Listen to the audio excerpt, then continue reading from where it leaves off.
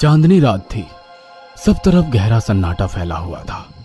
हाड़ कपा देने वाली ठंड बदन को तोड़ रही थी, मगर इस भयानक सर्दी में भी सुरेश के माथे पर पसीने की बूंदें टपक रही थी। वो पुलगांव के किसी कच्चे मकान के आंगन में खड़ा हुआ था। आंगन में बैठे सभी लोग उसे घूर घूर कर देख रहे थे। उसके सामने चारपाई पर एक व्यक्ति लेटा हुआ था, जिसका चेहरा ढका हुआ था। उस व्यक्ति के पास एक बूढ़ा बैठा हुआ सुरेश को देख रहा था। सुरेश ने बड़ी हिम्मत करके पूछा, इसको क्या बीमारी है? बूढ़ा अजीब से अंदाज में बोला, तुम एक डॉक्टर हो, तुम खुद क्यों नहीं देख लेते? तुम्हें मुझसे ज्यादा पता होगा इसको क्या बीमारी है।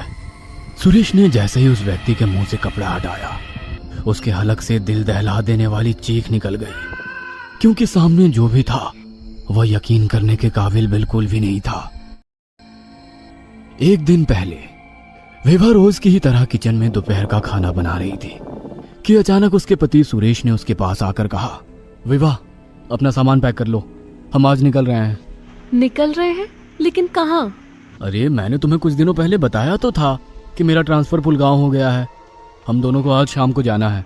हाँ तो वो सब तो ठीक है, लेकिन एक छोटे से गांव में ट्रांसफर लेने की क्या जरूरत थी? मैं वहाँ पर अकेले क्या करूँगी?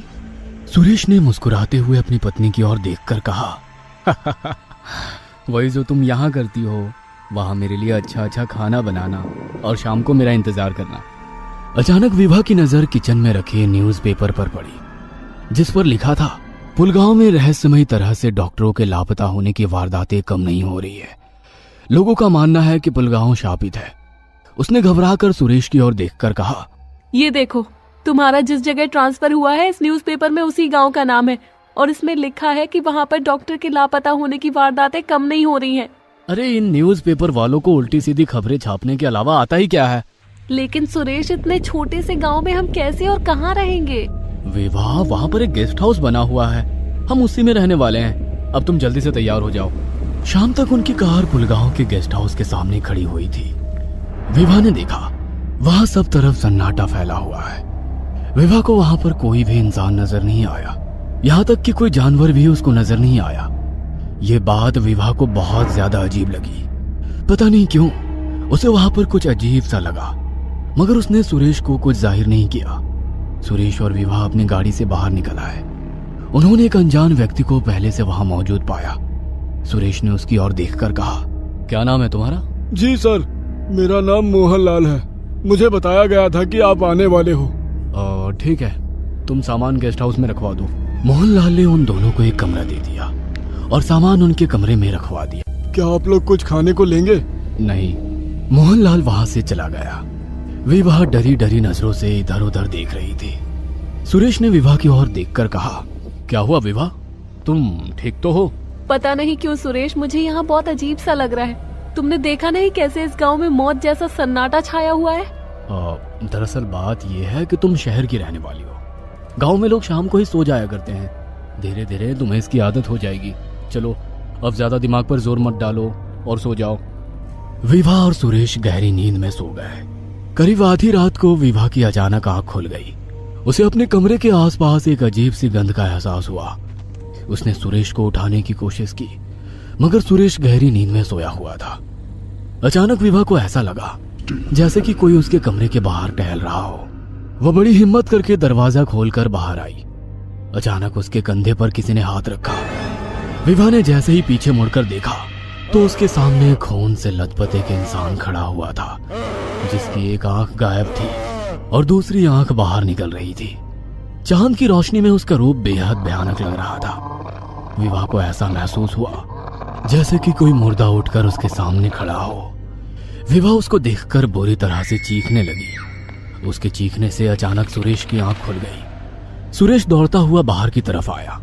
सुरेश ने देखा विभा अकेले किसी सम्मोहित अवस्था में बाहर खड़ी हुई चीख रही थी। क्या हुआ विभा, तुम चीख क्यों रही हो?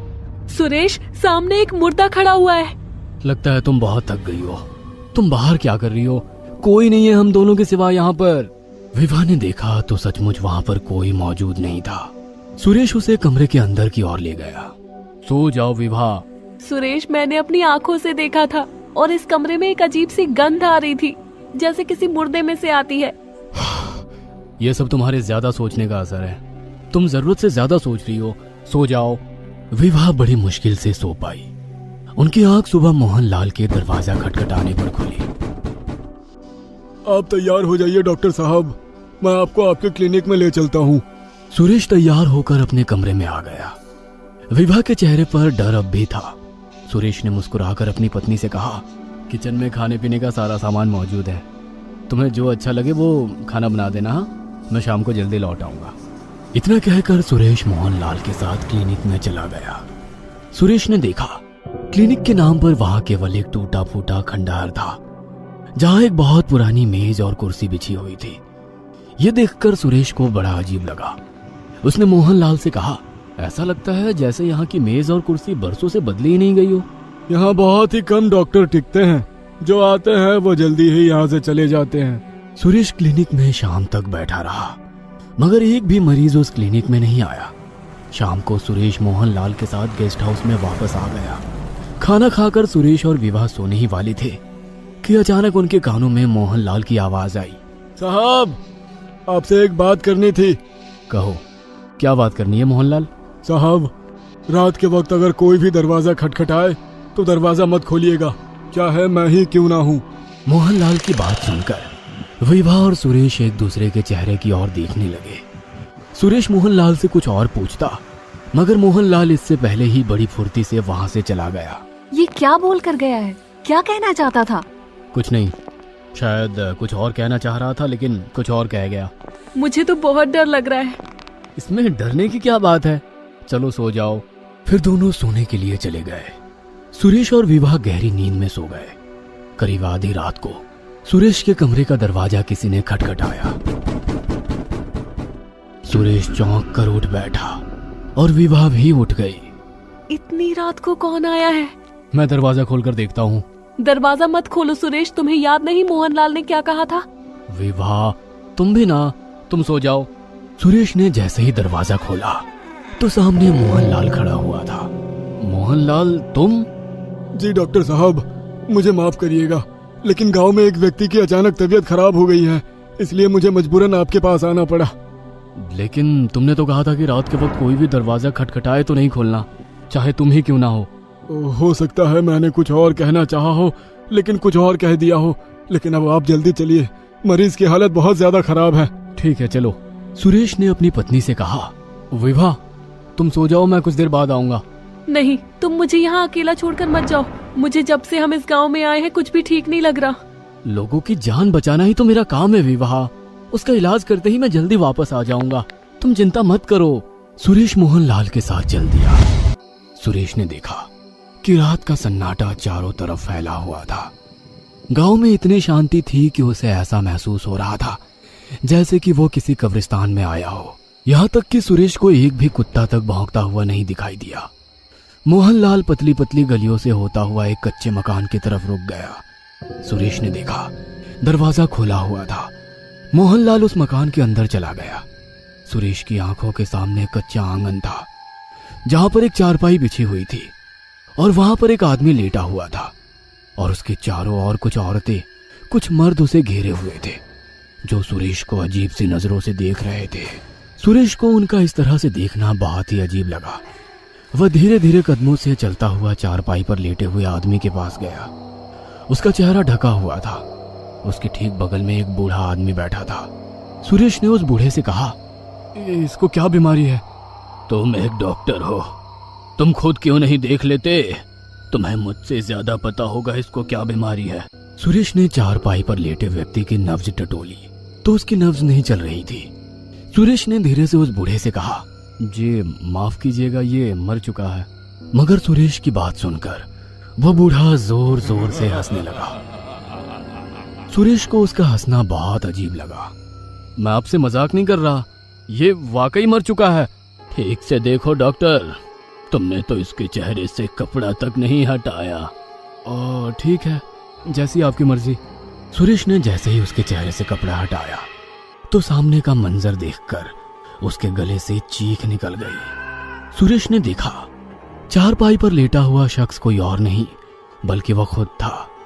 अचानक सभी लोग, यहाँ तक कि मोहनलाल भी सुरेश की तरफ घूर कर देखने लगा। और चारों ओर से सभी लोग सुरेश के पास आने लगे और सबने मिलकर सुरेश को घेर लिया। सुरेश ने देखा अचानक उनके चेहरे बदलने लगे। अब उनके चेहरे मुर्दों जैसे हो गए थे। उनके चेहरों को देखकर ऐसा लग रहा था जैसे कि उन्हें मरे हुए सालों गुजर चुके हो। कौन हो तुम लोग और मुझसे क्या चाहते हो? ये क्या हो रहा है? ऐसे कैसे मुमकिन हो सकता है? एक भयानक हंसी सुरेश के कानों से टकराई। हंसी मोहनलाल की थी।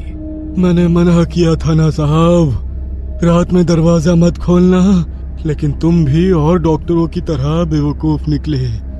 तुम शहरी लोग इन बातों को नहीं मानते, मगर अफसोस अब तुम भी और डॉक्टरों की तरह ही मरोगे। मुझे जाने दो। मैंने तुम लोगों का क्या बिगाड़ा है? तुम लोग आखिर हो कौन? हम सब बहुत पहले ही मर चुके हैं साहब। काफी साल पहले जब इस गांव में अकाल पड़ा था, तब हम सब लोगों ने भगवान को छोड़कर शैतान की पूजा करनी आरंभ कर दी थी। लेकिन फिर भी हम सब मर गए और उसकी सजा हमें मिली। हम सब शापित हो गए। दिन में तो हम सब आम आदमियों की तरह होते हैं, मगर रात में यह पूरा गांव भूता गांव बन जाता है। हमें जिंदा रहने के लिए इंसानों के खून की जरूरत होती है और इंसानी मांस हमारा खाना होता है। तुम्हारे सामने जो व्यक्ति लेटा हुआ है वो तुम्हारा भविष्य है। इतना कहकर मोहनलाल का चेहरा बुरी तरह से भयानक हो गया और वहां जितने भी लोग मौजूद थे सभी के चेहरे भयानक हो गए। वो सब सुरेश पर टूट पड़े और एक दिल दहला देने वाली चीख सन्नाटे को चीर गई। उसी समय वहां विभा भी आ पहुंची, जो कि अब दूर खड़ी ये सब देख रही थी। विभा सुरेश को बिना बताए उसके पीछे ही आ गई थी, मगर उसे नहीं पता था कि वह भी मौत के नजदीक चली आई थी। सुरेश की हालत देखकर विभा के मुंह से जोरदार चीख निकल गई। छोड़ दो मेरे पति को, तुम लोग हो कौन? इसके बाद विभा को कुछ भी कहने का मौका नहीं मिला। थोड़ी ही देर के बाद विभा और सुरेश कंकाल में तब्दील हो चुके थे। वो सब मुर्दा जो थे वो सुरेश और विभा को जिंदा ही कच्चा चबाकर खा गए। कुछ देर बाद वहां फिर मौत जैसा सन्नाटा हो गया। सब तरफ शांति फैल गई और भूतिया गांव फिर एक बार अपने अगले शिकार का इंतजार करने लगा।